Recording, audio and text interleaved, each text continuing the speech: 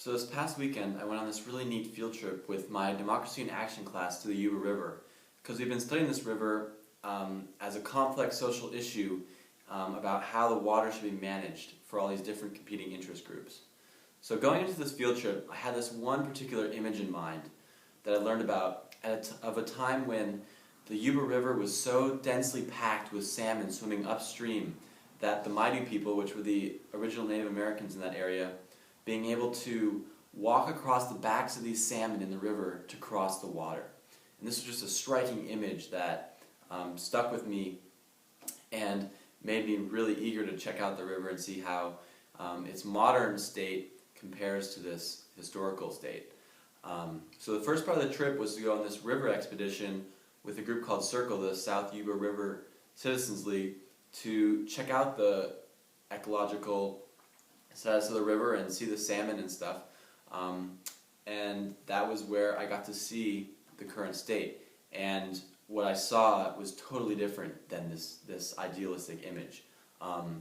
The river now is just this solemn little river running through these mounds of gravel on either side of the banks, rising up and creating this really austere, lifeless landscape that just doesn't look healthy or natural at all. And Circle told us about how this lower section of the Yuba was devastated as a result of hydraulic mining in the gold rush era, which was using high-powered hoses to bring down mountainsides in order to sift through that gravel to bring out gold, and in the process using mercury to bring out the gold.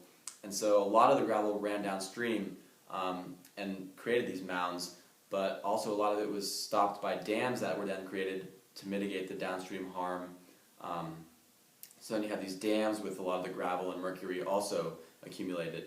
So, and then Circle also talked about how, as a result of the dams, the health of the salmon has been really detrimented. And what the dams do is that they inhibit part of the salmon's life cycle. And the salmon's life cycle starts out in their stream where they hatch from their eggs, and then they swim downstream out to the ocean, where in the ocean they develop into these huge 40, 50-pound fish with teeth and like really monstrous things. And then they swim around for a few 100,000 miles, and they swim all the way up back to their natal stream, like the native stream that they grew up in, and spawn, and then they die. And once they die, they give the nutrients that they brought from the ocean to the land around the river. But the dams inhibit their ability to get all the way upstream. So Circle is worried that there are going to be collateral environmental effects of the salmon not being able to deliver ocean nutrients to the surrounding land. So that was a really neat part of the trip, because we got to really be with ecologists and biologists who were clearly passionate about the ecology and the health of the river and the salmon, and who are on a daily basis, digging their hands in the mud, getting dirty with this issue, and getting out there and educating people like us on the river about the ecological side of the issue. So the next group we investigated in terms of the relationship to the issue was the Maidu. And the Maidu are the Native Americans who originally inhabited the Yuba River, and throughout the settlement period were persecuted by the white men and nearly exterminated and uprooted from their homeland. But the Maidu have a really beautiful culture in which they consider the environment and the animals in the environment in a unique way. They see them all as different beings, and that there's a balance that needs to be maintained between the humans and nature on a spiritual level. And the man who described this to us was a man named Jason Ryberg, he's a leader in the Maidu community today, and he told us about how his personal story led him to his understanding of his culture. And he started out by telling us that he never really would have expected him to be in the position he is today because of the struggles he experienced through his life. Because he started out growing up in a poor house with a family that was falling apart, and he saw himself going down the wrong track in life.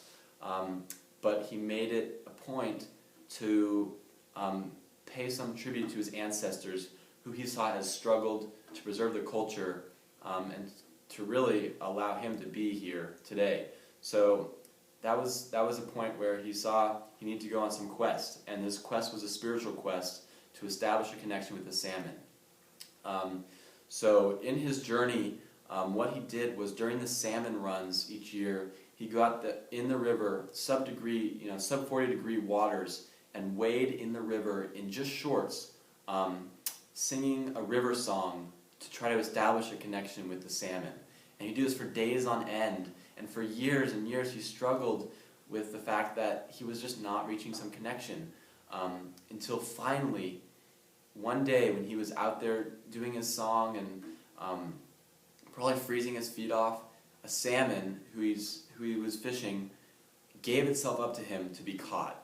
And for him, that was the moment where it all clicked. He felt this, this empowerment, this regeneration of himself, and it was super powerful for him, and the way he conveyed it was super powerful for us, because it was inspiring how he talked of this connection that he established with the salmon being a regenerative quality for his life and making him want to turn his life around in a new way, get himself on the right track, and get involved in his community and actually be a leader in his community, which he is today. So that was an incredible and inspiring story to hear about how just a fish and a species of fish can have such a profound impact in a supernatural sense on this man and on a people.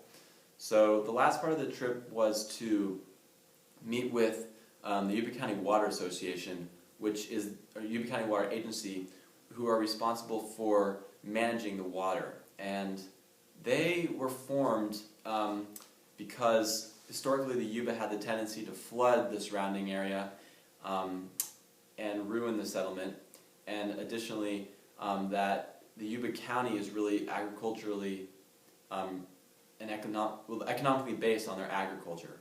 So the Yuba County's mission is rooted in flood control and water appropriation for the farmers. And so the head of that show is named Kurt Akins, and he finds himself at the middle of this issue.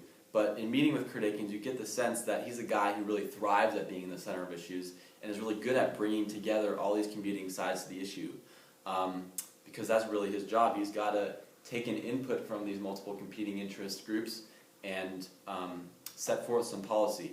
So from Kurt Akins, you also get to see the political side of the issue, because for him, he has to represent the infrastructure on the Yuba, which includes the dams that were constructed as government agency projects by the Army Corps of Engineers.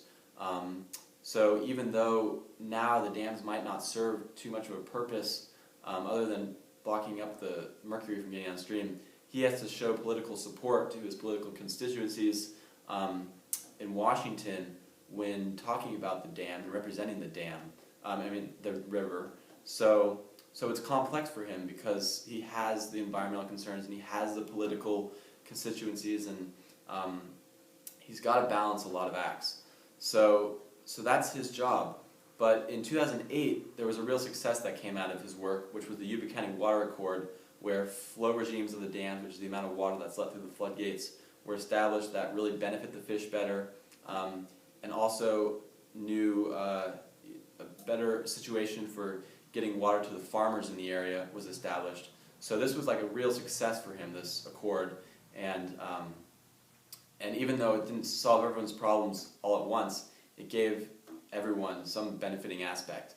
And I think that's what I got out of this whole trip, is that not every competing side to an issue is ever going to get everything that they ever want if the solution is going to be solved effectively. And that you have all these different groups on an issue, and for the water, you have like the ecological understanding group and the spiritual understanding group, and then you have the social and economic understanding group of the YCWA. And where these groups intersect at a level of understanding is where the policy and solutions are made that really benefit everyone in a mutually beneficial scenario that may not give everyone everything that they want, but at least give everyone something that they need.